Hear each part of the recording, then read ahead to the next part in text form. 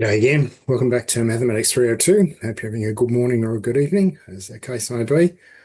Pray God's blessing you, and I pray you're able to handle any challenges in God's strength. Okay, this is lecture 11, and it is part B.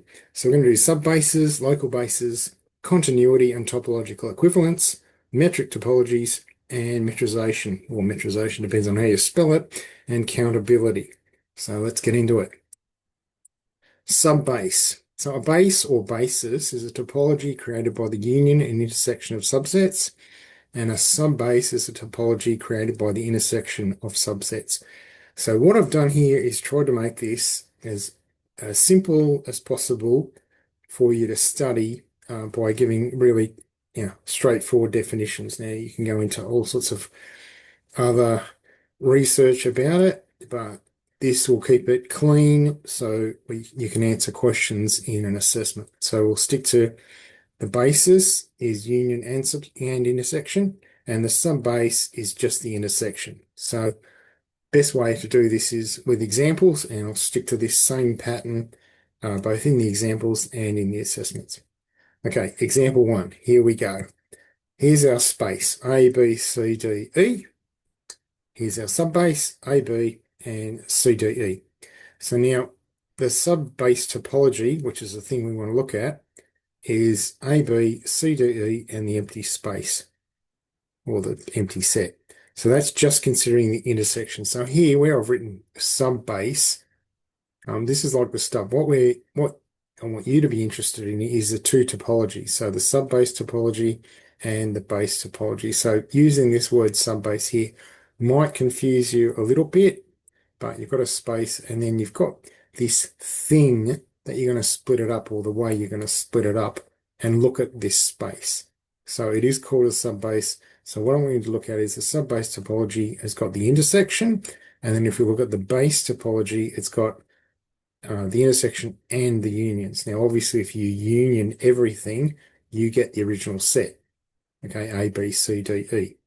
And so we've got A, B, C, D, E, A, B, C, D, E, and the empty set. So this is a very simple way that I'm trying to give you to understand, just to split things up. Let's do another example.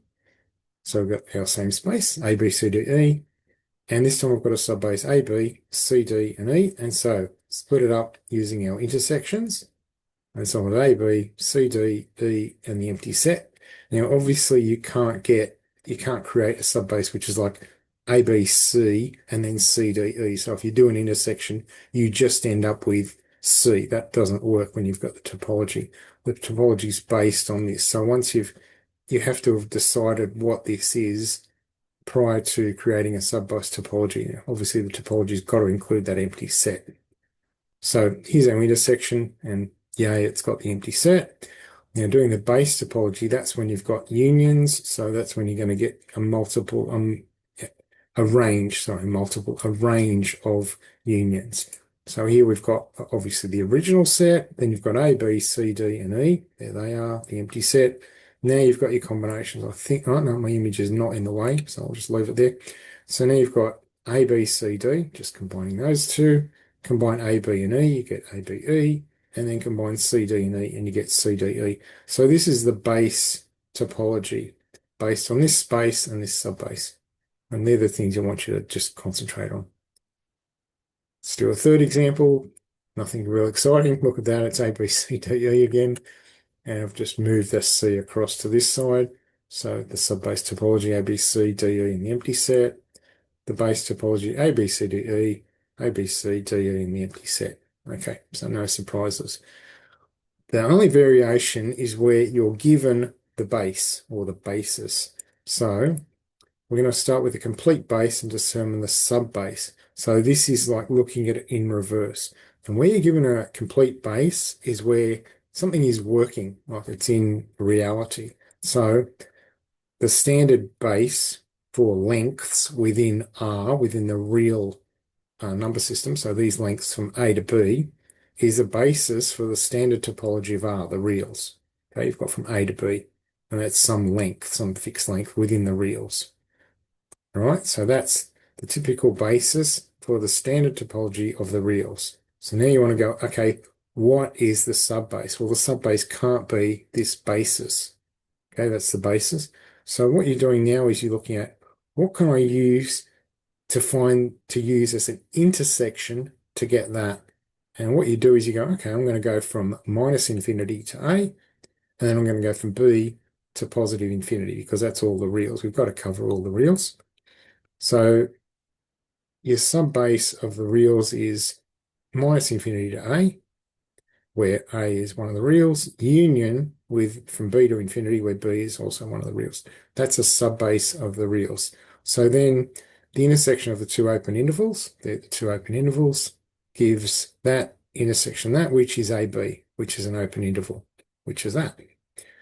So then we've got the topology of the standard base in R is AB, and the topology of the subbase is minus infinity to A, B to infinity, and the intersection of minus infinity to A intersected with B to infinity. So this intersection here in the subbase topology is this, right? This intersection gives this, because if you intersect these two, you end up with this. So you've got from here to here, here to here, and then you've got here to here, where you're looking at this intersection, you're getting from A to B.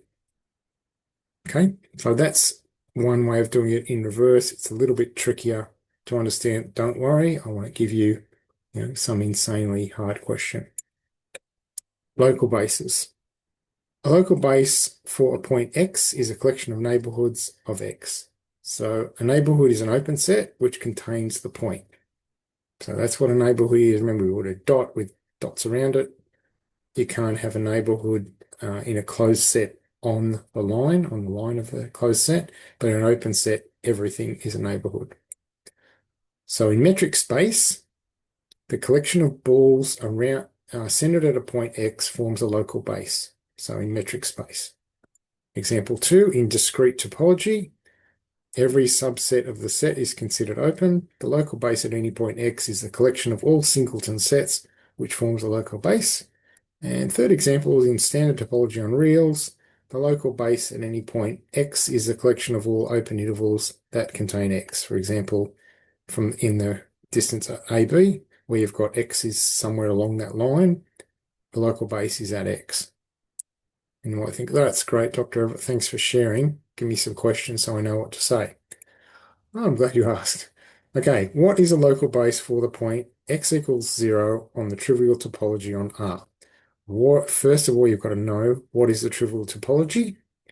Okay, so the trivial topology for anything is the empty set and the whole set. Okay, so a reminder, the trivial topology only includes the set and the empty set. That's the trivial topology. So if we're looking at R, we're looking at all of R and the empty set. That's the trivial topology. So the solution is the local base is the set of all R, because obviously it can't be the empty set. We want to include X equals 0, and 0 is a thing. It's like X equals 1 or X equals a half or X equals root 2 or something or other. X equals 0 is a thing. It's not the empty set.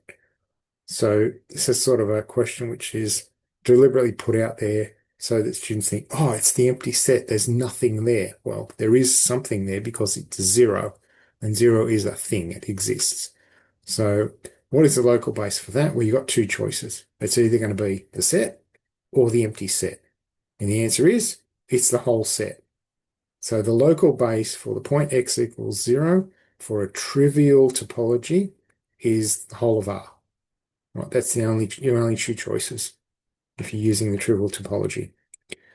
Reasoning, in a trivial topology, or what's called the coarsest topology, the only open set containing anything is R. Therefore, the only open neighborhood of X equals 0 is the whole of R itself. That's it. All right, let's do another one. What is a local base for the point X equals 0 in the discrete topology on R? So now you've got to think, what is a discrete topology on R? So, reminder, in the discrete topology, every subset is open. And in the discrete topology, everything is discrete. It only exists for itself. Okay, discrete, individual things. So, the solution is the local base is the singleton set of 0. It's just 0. So a singleton set just means there's only one thing in that set. It's called a singleton set. Didn't have to write that. The local base, I could just write the local base is 0, and that's the answer. Saying it's a singleton set is just a description of that thing, which means just the only thing in it is 0. Reasoning, and here I'm trying to give you reasoning here so you're understanding it. In a discrete topology, every subset is open. Therefore, the most basic set in the neighborhood of x equals 0 is at x equals 0. What a surprise. The open neighborhoods of, say, and I've made up some examples here in the reals, x equals 1, x equals minus a half, do not contain x equals 0 since they are all discrete. The only thing in x equals 1 is 1. The only thing in x equals minus a half is minus a half because everything is the discrete topology. So if you can get that through your mind, that discrete topology, it's just got one thing in it. It's a singleton set. Okay, hopefully that's a bit of help. Now I thought, okay, give you some examples of singleton sets, and this is really, really straightforward. So set of even prime numbers is just 2. The set of natural numbers less than 2 is just 1. The set containing the integer between 6 and 8 is 7. The set containing the vowel in the word maths is A. So these are all singleton sets. There's only one thing in the set. The set containing the solution to x plus 3 equals 5 is 2. So some rules. The two subsets of a singleton set are the null set with nothing, because there's always a null set everywhere, and the set itself. And the other thing, the cardinality of a single set is 1. So how many things are there in it? That's the cardinality, 1. So pretty straightforward. So I just thought I'd write that to really clarify that. Okay, continuity. A function is continuous on an open interval if and only if it's continuous at every point and it's along a closed interval. Examples of continuous functions which you would be aware of: polynomials, rationals, roots, all these types of functions, exponential functions, logarithmic functions, inverse trig functions. Obviously, within certain limits, you don't want it where it's 1 over 0. That's obviously not going to work. Okay, so they're continuous functions, and you should know what they are. You still might have to prove it, but at least you should be well aware that they are continuous functions in maths, because you should have seen it. Okay, function is continuous on a topology if and only if the inverse image of every open set in the codomain is also an open set in the domain. I think that's great. Thanks for sharing. For example, consider a function which goes from R to R2. So R is just reals, the real numbers, and R2 is the XY plane. So we're going to go from reals to the XY plane. The function is continuous if and only if all open sets in the codomain, so domain, codomain, the codomain map to points in the domain, which are also open. For example, this will hopefully clarify it. If we've got fx is ax plus b and cx plus d, that works. If we've got fx is x and x squared, that works. And another one, fx equals cos x and sin x, that works. So these are just numbers and they're real, and we can translate them into r squared or into the xy plane. No problem, they're continuous. Okay, so that's pretty straightforward. Problem. So can a function be continuous from a closed set, 0, 1, so this includes the boundaries, to the open set, 0, 1, which doesn't include the boundaries? Answer, no. Hopefully you said no. Hopefully all your brain went, no, it can't be continuous, because you're going to be missing those endpoints. And that is the exact reason. And your reasoning, if you're explaining, if it says explain why a function is not continuous from this to this, then you would say 0, 1 is an element of the set 0, 1. The closed interval is compact. In other words, the interval is bounded by 0, 1 and it's closed. So if it's bounded and closed, that means it's compact.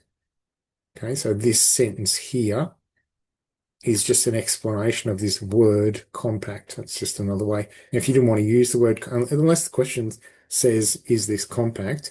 You don't have to use that word. You could just say, well, it's bounded by 0, 1 and it's closed. So those two factors make up its compact. So it contains its endpoints.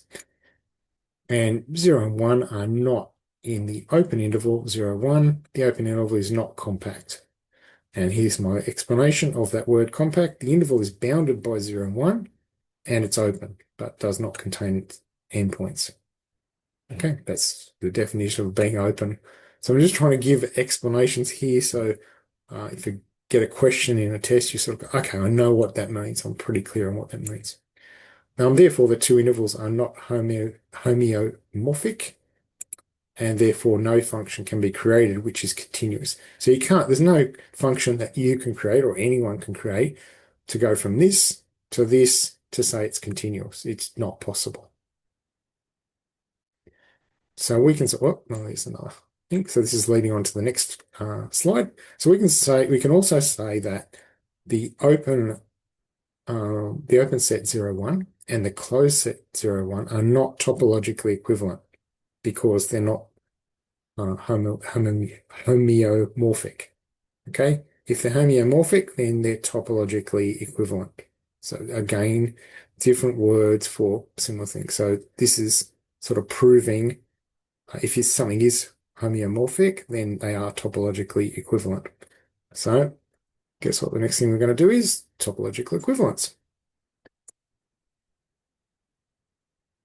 So two topological spaces are equivalent if a homeomorphism exists between them, a one-to-one continuous mapping with a continuous inverse.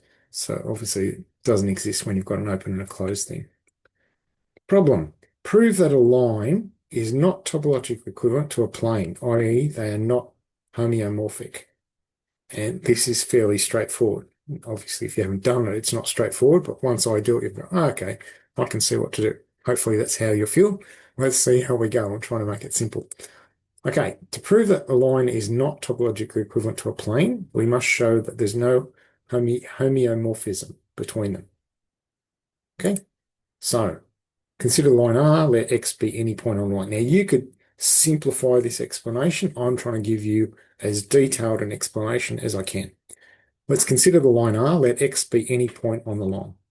Removing X from a line results in the set R with X missing. So that equals minus infinity to X union with X to infinity. All right, so that's the rest of the line. We've lost X. The set is disconnected and has two connected components, which is this and this. All right. Therefore, every line passing through X has a cut point at X. So if we made up a line which was WXY and you went from W to Y, you're going to be going W, from W to Y, X, where W is somewhere else. You're going to be going W to almost X and then almost X to Y, etc., etc. So you've got this cut point. So now we're going to consider the plane in R2, so the XY plane. Let B be a point on the plane. Removing B from R2 results in the set R2B with B missing, and hence the set remains connected. And here, I'll try to give an example. So we're going A, B, C. So any 2 points A and C in R2, I should have actually written let B be a point on the plane where you've got A, B, and C next to each other. I should have said that. For any 2 points A and C in R2, in R2B, sorry, we're in R2B, where B is in between them, a path between the 2 points A and C can be constructed by simply going around the removed point B. So if you're in a plane, if you're up here in a plane, not in a flying plane, don't get carried away. If you're in the plane XY, and like over here, I should draw. I can draw. Let's draw. If you're in a plane and where's my pin? There's my pin. Right. If you're in a plane, here's a point. Here's another point. Let's assume they're right next to each other, but we're spreading them out. Now you want to get from this point, which is A, to this point, which is C. And usually the quickest way is to go right through B because these points are connected. That space there doesn't exist. Well, what you can do to get from A to C is, you can go, I'll just go up here to D, and then I'll get to C. So I can still get there by going like that. Right? So this thing here is not a gap in the plane that stops me going from A to C. I can still get from A to C. So then this is not a cut point. I haven't actually cut the plane here by saying you can't get there, because a cut point means you can't get from one point to another point. So therefore, there are no cut points in the plane. Now, a rule of topological equivalence is that you have to be able to map the cut points to each other from one space to another space, or whatever you're saying there's an equivalence to. So now let's suppose there exists a homeomorphism where you're going from R, which is the real number line, to the plane. We're supposing this exists. If H is the homeomorphism, it must map cut points to cut points. Okay, you can have the rest of the space is fine, but it must map cut points to cut points. So if X is in R, then X is a cut point of R. This should map to a cut point in R2. However, the cut point, no, image not in the way. The point B in R2 is not a cut point, so this causes a contradiction, and therefore it's not topologically equivalent. And that's it. So I've tried to write that in with as much detail as possible to explain it. I hope that makes it clear of how you can disprove it. And like I said, you can simplify how you present that. So there you go, no such homeomorphism can exist. Therefore, a line is not topologically equivalent to a plane. And there we go. Yay, Garrick. Right, next. Metric topologies. A metric space must satisfy three conditions. The distance is non-negative, there must be symmetry, and you must satisfy the triangle inequality. So again, simplest way to understand this is to do some examples. So example, is a circle a metric space? Metric space. Explain. On my image is going to get in the way, so I'm just going to move myself up into that corner. There we go. So we want to show this. And so explain, I can write this out in words. So let's do that. Answer, yes, it's a metric space because it's going to satisfy all of this stuff. So a circle is a metric space since there is a fixed positive distance, the arc length, we're going around the circle, between any 2 points on the circle. So that's here. We've got this some distance here, which is non-negative. The distance is the same from one point to another and vice versa. So we've got symmetry, dxy equals dyx. And the shortest distance from any point on the circle to another point on the circle is direct, which means passing through any other point will be longer, which fulfills the triangle inequality. So if you go around the curve and you go from like point A to point B around the curve, if you pass through another point, which is not in AB, so say C's over here, you've got to go C and then back to B. You've already done that distance, so it's going to be greater than. So passing through this other point on this side, so we're going to pass, in this instance, I've said, let's pass through Z, is going to be longer than just going from X to Y around the circle. So it satisfies what's called the triangle inequality. Okay. And you can do it by actually drawing straight lines and saying, well, okay, the quickest path from A to B on a circle, if you did it with, instead of going along along the outside of a circle, if you did it with chords, you'd find the same thing. If you're going from one within the circle, if you go do it on chords, the same thing will be true. If you're going from one point to another point on the circle using the chord, if you go via another point, it'll be longer. Okay, which means the triangle inequality is true. Okay, hopefully that makes a bit of sense. Example 2, prove a circle is a metric space by using metric properties. So what we just did there was, is a circle a metric space? Yes, and just verbal. So now we're going to prove it using some metric properties, which is really, I'm going to do exactly what I just did, but with numbers and letters. So let A and B be 2 points on a circle in R2, where x squared plus y squared equals r squared. Then the arc, and again, I'm using lots of sentences. I could simplify this by just using less words and more letters, but I'm writing it out for so you can understand it. The arc length DAB is greater than 0 for any 2 points AB. And again, you could simplify how you write this. except where A equals B, in which case the distance AB is 0. The arc length distance AB equals the arc length distance BA. And the arc length distance DAB is the minimum distance between AB. Again, you can simplify that sentence just into symbols. Since going through any other point on the circle, e.g. point D, will result in an arc length greater than or equal to the same arc length, which is r theta. So I have used a lot of words there. I could have simplified it with just symbols, which would have been more mathematical, but this is fine. Okay, metric space versus metric topology. This is really just an explanation. I won't be doing a question on this. This is just for explanation purposes. So the key difference is that a metric space is defined by quantitative distance. I mean, I might do a question like just asking a question on it, but it won't be a calculation. Whereas a metric topology is defined by the qualitative collection of open sets that arise from a distance function. How can a metric space be turned into a topological space? Well, you can change xd, so if you've got x with a distance function, can be given a topology by defining the open sets as all possible unions of open balls, where an open ball is a set of all points within a certain distance from a center point. So you can say this ball, where you're going from x with a radius, equals y as an element of x, and you've got this distance which is less than 1. So this is going to be some sort of circle or sphere.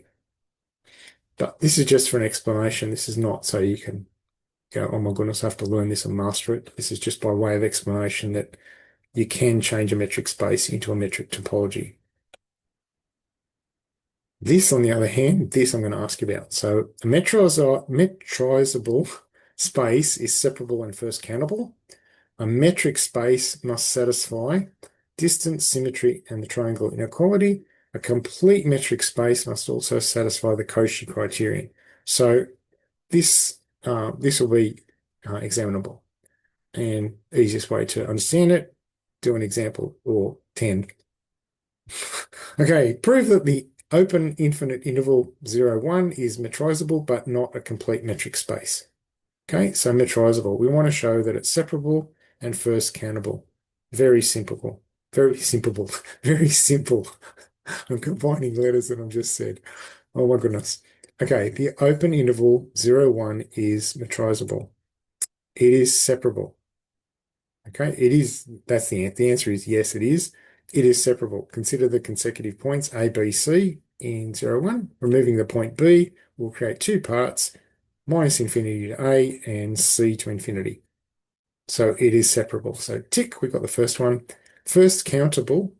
So first countable means within that limit, within 0 to 1, you can count some fixed length. Okay, so I'm going from 0 to 1, not including 0 and 1, but within that, there exists a local interval which has a fixed start and end point. And again, I'm writing out explanatory wise. So there exists a local interval within 0, 1 which has a fixed start and end point, e.g. from and including 0.25 to 0.5, which is countable. You can count that depending on how long you make each interval, you can count that. Okay, so that's first countable. There exists some local interval within that. There's also second countable. Well, there's also a bunch of other things, but we'll just stick to separable and first countable. Let's use those. Okay, however, to be a complete metric space, what do we want? It must satisfy the Cauchy criterion. Right, what is the Cauchy criterion? So the Cauchy criterion for a length, so here's the length, says that if you're converging at any point along there, you must include the convergent point. So this doesn't include it. If this was closed, at 0 and closed, it would satisfy the Cauchy criterion. So the Cauchy criterion must be satisfied to be a complete metric space. It would satisfy distance, symmetry, and the triangle inequality, but it would not satisfy the Cauchy criterion, which says every convergent limit must be within the space. And since both the endpoints 0 and 1, to which it converges, are not in the space, it's not a metric space, it's not a complete metric space. Okay, so what I'll do when asking questions about this is I'll try and give you hints to say, or make it really clear what you're looking for, rather than just saying, find the Cauchy criterion. I'll give a, in brackets, explanation of saying, yeah, so prove this part of it. Okay. In the next lecture in uh, week 12, I'll give examples of everything that's going to be examinable. Right, this is something I want you to research because this is, I'm going to leave my image up there. This is really interesting. Um, the Sierpinski space and the Sierpinski triangle. So I want you to research what is the Sierpinski space and how the Sierpinski triangle can be considered a metric space. I'll show you the Sierpinski triangle. So here's a triangle. So what Sierpinski did, clever guy, he went, okay, what if we take out the middle? And taking out the middle over and over and over again, that was his thing. That was his mathematical trick. So he said, okay, we're going to delete this. So all we've got now is this, this, and this. This is the only space that's left. Okay, so let's do it again. Let's take the middle of all of these and delete the middle bit. So I'm going to delete this middle bit, this middle bit, and this middle bit. So now I've got this. So they don't exist anymore. All I've got left is these bits. Okay. And then let's do it again and again and just keep going. And so that's what Sierpinski did. He figured out spaces which deleted the center. So I want you to look up the Sierpinski space and certainly look up how the Sierpinski triangle can be considered a metric space. It's pretty easy to do the research. Yeah, something nice, interesting. I thought that's very interesting. Okay, I made up some homework. Consider the space x equals AB with the topology. So that's a closed line with the topology, empty set A and AB. What is the local base for the point within X? Prove that a circle is topologically equivalent to a square, i.e. they are homeomorphic,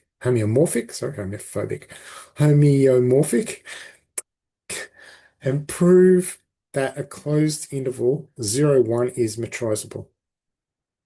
Okay, there's some homework for you to do. There'll be a lot more of those questions in week 12.